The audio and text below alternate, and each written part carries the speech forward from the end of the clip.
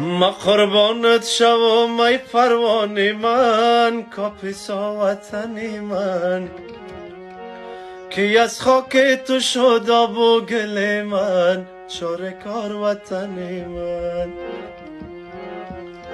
با خارج من اگر 100 سال باشم پروان وطنی من تپش ها بری تو دارد دل من چاره کار وطنی من پروان وطنی من کاپیسا وطنی من چاره کار وطنی من سالنگ وطنی من سالنگ وطنی من خنجان وطنی من کاپیسا وطنی من پروان وطنی من نام خدا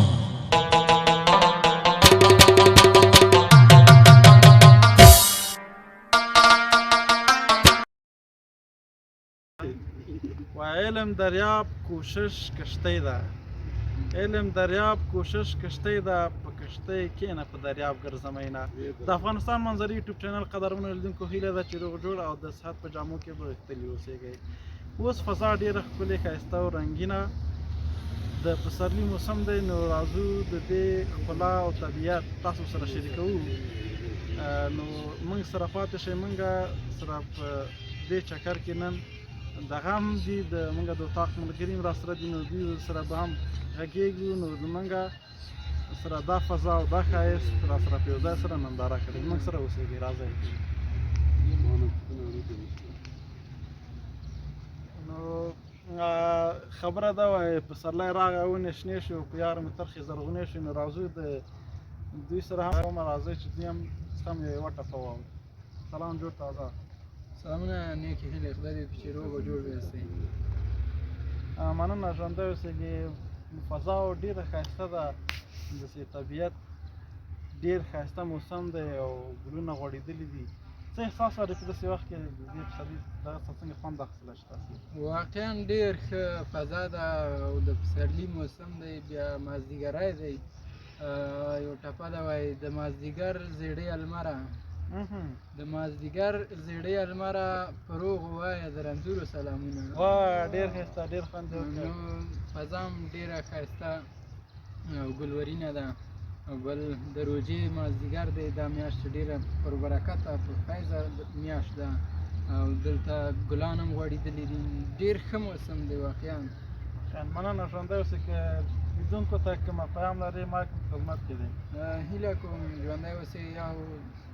د افغانستان منظرې یوټیوب چینل در سره سبسکرایب او لایک یې کوئ ډېره مننه ژوندی اوسئ راځو د یو بل ډېر ښایسته ځوان چې هغه هم د پروان پوهنتون ته په نوې بریالي شویو محصلینو کې راځي نو راځو د ده به خبرې وکړو او دی به تاسو ته خپله ځان معرفي کړي او د ده د لومړي سمستر لومړي ازموینې هم دي نو راځو دا به د خپله د خاطرې هم موږ سره شریک کړي سلام جوړ تازه بخیر خپله ځان دې سلام جوړ خیر ښې والله لومړی سمستر دی ښه دی ښه پیل دی او ښه فضا هم ده ماشاءالله د امتحانونو لپاره پروان پوهنتون ښه پوهنتون دی هر څوک غواړي چې خپله زده کړو ته دوام ورکړي کوشش خپل دا څه کوي ماشاءالله ښه د چکرې ځای هم دی مثال یې ګلغونډۍ خپله همدا ساحه همداسې ډېر ځایونه لري ډېره مننه چې د تاسو د لومړي سمستر لومړي ازموینې یا امتحانونه هم وو نو تاسو خو یو څو دانې امتحانونه تجربه هم کړل نو څنګه وو ازموینې هم څنګه وې والله چې کتاب ورته ازموینې ښې ازموینې کېږي باید کتاب وکړي کتاب نه دی نو کېدای شي چانس سره سره